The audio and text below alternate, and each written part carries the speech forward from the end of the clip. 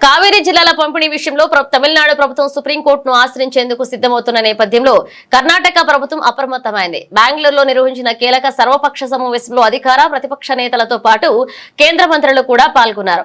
రాష్ట్ర ప్రయోజనాలే పరమవాదిగా ముఖ్యమంత్రి తీసుకునే ఏ నిర్ణయానికైనా తమ పూర్తి మద్దతుంటుందని కేంద్ర సహాయ మంత్రి వి సోమన్న స్పష్టం చేశారు. సర్వపక్ష భేటీ అనంతరం కేంద్ర సహాయ మంత్రి వి సోమన్న మీడియాతో మాట్లాడుతూ కావేరీ నీటి హక్కులు, కర్ణాటక రైతు లబ్ధి విషయంలో ప్రభుత్వం తీసుకునే నిర్ణయాలపై తమకు పూర్తి నమ్మకం ఉందన్నారు.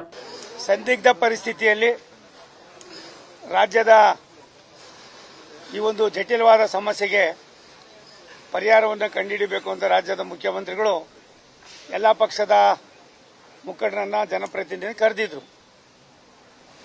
ಒಂದು ಪ್ರಕೃತಿಯ ಆಶೀರ್ವಾದ, ಮುಖ್ಯಮಂತ್ರಿಗಳು ಅವರು ತೆಗೆದುಕೊಂಡಂತ ತೀರ್ಮಾನದಲ್ಲಿ ಆಗಸ್ಟ್ ತಿಂಗಳಲ್ಲಿ ಯಾವಾಗಲೂ ಕೂಡ ಕರ್ನಾಟಕಕ್ಕೆ ಆಗ್ತಕ್ಕಂಥ ಕೆಲವು ಬೆಳವಣಿಗೆಗಳಲ್ಲಿ ಸಹಾಯಕ್ಕೆ ಬಂದಿರತಕ್ಕಂಥದ್ದು ಪ್ರಕೃತಿ.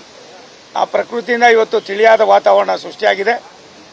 ಮುಂದಿನ ದಿನಗಳಲ್ಲಿ ಮೇಕೆದಾಟು ಯೋಜನೆಯನ್ನು ಯಾವ ರೀತಿ ಮಾಡಬೇಕು, ಏನು ಇವತ್ತು ಪರಿಸ್ಥಿತಿ ಇವತ್ತಿದ್ದಾಗ ತಮಿಳುನಾಡಿನಲ್ಲಿ ಬೆಳೆಗೆ ಎಷ್ಟು, ಕುಡಿಯೋ ನೀರಿಗೆ ಎಷ್ಟು ಇವತ್ತು ಮೊದಲನೇ ಬಾರಿಗೆ ಚರ್ಚೆ ಆಗಿದೆ.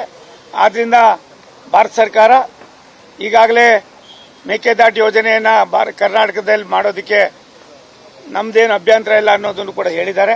ಆ DPR ಅನ್ನು ತರಿಸ್ಕೊಂಡು ಅದರಲ್ಲಿರ್ತಕ್ಕಂಥ ಕೆಲವು ನ್ಯೂನತೆಗಳನ್ನು ಸರಿಪಡಿಸಿ ತಾಂತ್ರಿಕವಾಗಿ ಅದು ಯೋಜನೆಯನ್ನು ಮಾಡ್ತಕ್ಕಂಥದಕ್ಕೆ ಭಾರತ ಸರ್ಕಾರ ರಾಜ್ಯ ಸರ್ಕಾರಕ್ಕೆ ಈಗಾಗಲೇ ತಿಳಿಸಿದೆ. ಒಂದು ಇವತ್ತು ಮುಖ್ಯಮಂತ್ರಿಗಳು ಮಾಡಿದಂಥ ಒಂದು ಸಭೆ ರಾಜ್ಯದ ಹಿತವನ್ನು ಕಾಪಾಡ್ತಕ್ಕಂಥದ್ರೆ ಈ ಸಂದಿಗ್ಧ ಪರಿಸ್ಥಿತಿಯಲ್ಲಿ ನಾವು ನಮ್ಮ ಫಾರ್ಮುಲಾ ಏನಿದೆ ಅದನ್ನು ಜಾರಿಗೊಳಿಸ್ತಕ್ಕಂಥದಕ್ಕಿಂತ ಹೆಚ್ಚಾಗಿ ಪ್ರಕೃತಿ ಆಶೀರ್ವಾದ ಬಗೆಹರಿದಿದೆ.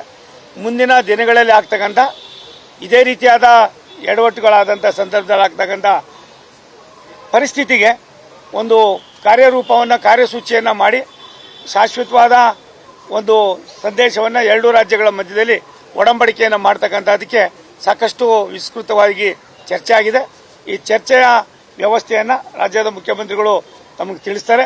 ಒಂದು, ರಾಜ್ಯದ ಹಿತವನ್ನು ಇವತ್ತಿನ ಪರಿಸ್ಥಿತಿಯಲ್ಲಿ ಕಾಯ್ತಕ್ಕಂಥದಕ್ಕೆ ಆಡಳಿತ ಪಕ್ಷ, ವಿರೋಧ ಪಕ್ಷ ಅಂತೆ ಎಲ್ಲರೂ ಕೂಡ ಒಟ್ಟಾಗಿ ರಾಜ್ಯದ ಮುಖ್ಯಮಂತ್ರಿಗಳ ಇವತ್ತಿನ ತೀರ್ಮಾನಕ್ಕೆ ನಾವು ಬೆಂಬಲವನ್ನು ಸೂಚಿಸಿದ್ವಿ.